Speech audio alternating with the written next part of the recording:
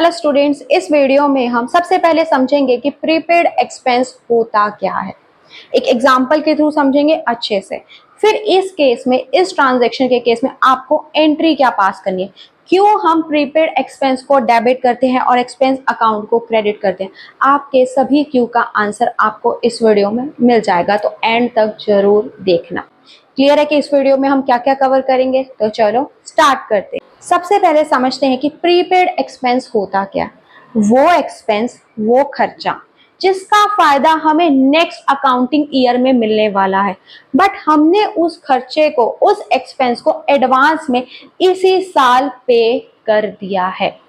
इसका फायदा हमें इस साल नहीं मिलने वाला है, ये खर्चा इस साल से रिलेटेड बिल्कुल भी नहीं है। तो इसकी एंट्री क्या बनेगी, उसको समझने के लिए हम सबसे पहले एक एग्जांपल लेते हैं। एक मंथ का रेंट जो हमें पे करना है वो है 10,000 रुपीज। तो 12 महीने का रेंट कितना बना? 1,20,000 रुपए बना। बट हमने इस साल लैंडलॉर्ड को 1,30,000 रुपए पे कर दिए हैं, जिसमें से 10,000 नेक्स्ट ईयर से रिलेटेड है। तो जब हमने रेंट पे किया होगा तो हमने क्या एंट्री की होगी? रेंट अकाउंट को डेबिट किया होगा, क्योंकि रेंट क्या है? एक्सपेंस है। और पे किया है तो हमारा कैश कम होगा, इसलिए कैश अकाउंट को हमने क्या किया होगा? क्रेडिट किया होगा। कितनी अमाउंट डाली होगी? 1,30,000 रुपए डाली होगी। बट इस साल का रेंट का खर्चा कितना होना चाहिए? 1,20,000 रुपए। और हमने रेंट अकाउंट को डेबिट कितने से कर रखा है? 1,30,000 रुपए से। तो इस साल में हम इसी साल के खर्चे को रिकॉर्ड करेंगे। हम रेंट अकाउंट को 1,20,000 रुपए बनाएंगे। तो रेंट अकाउंट को कम करने के लिए हमें क्या करना पड़ेगा? पहले रेंट अकाउंट क्या हुआ था? डेबिट। अब रेंट अकाउंट को कम करना है तो हम क्या करेंगे? रेंट अकाउंट को क्रेडिट करेंगे। 2 लगा देंगे। कितनी अमाउंट से? 10,000 नेक्स्ट ईयर से रिलेटेड है। नेक्स्ट ईयर वाला खर्चा यहाँ इस अकाउंट में शो हो रहा है, तो हमें यहाँ पर रेंट अकाउंट को 10,000 से कम करना है। क्लियर है? अब डेबिट क्या होगा?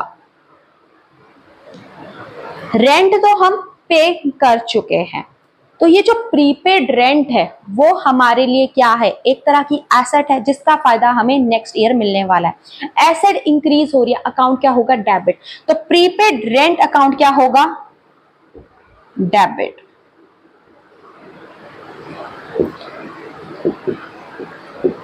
कितनी अमाउंट से? 10,000 से। तो इस एंट्री से आप क्या समझे? जब भी आपको प्रीपेड वाली कोई भी ट्रांजैक्शन दे रखी होगी तो उसकी एंट्री हमेशा क्या बनेगी?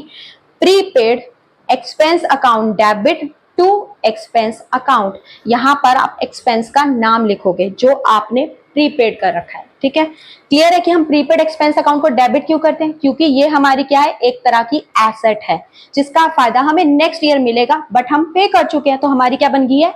एसेट। इसलिए प्रीपेड एक्सपेंस अकाउंट क्या हो रहा है? डेबिट।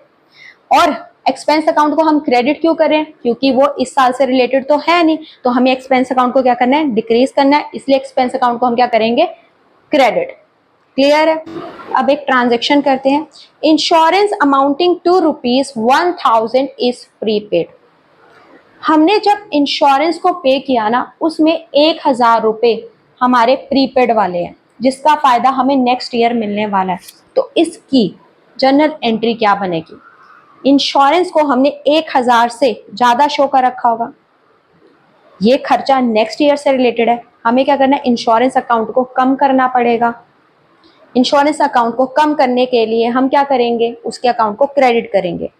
अगर हमें एक्सपेंस को कम करना पड़ता है तो हमें उस अकाउंट को क्या करना पड़ता है? क्रेडिट। क्लियर है?